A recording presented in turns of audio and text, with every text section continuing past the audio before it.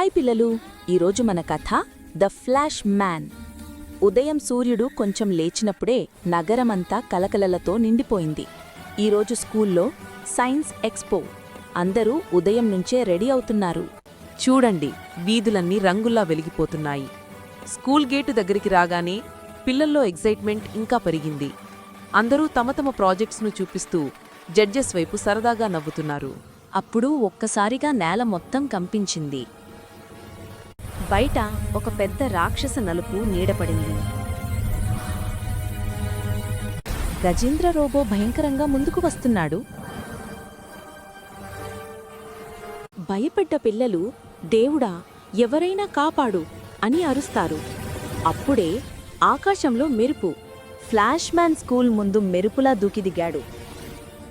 Robo laser పైల్చాడు, కాని flash man వేగంతో తప్పించుకున్నాడు. తరువాత వారి మధ్య యుద్ధం మొదలువయ్యింది.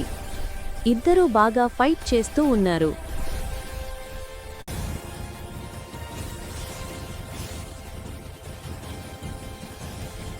చాలాసేపు యుద్ధం తర్వాత ఆ రోబో ఓడిపోయి నేలమీద పడిపోయింది.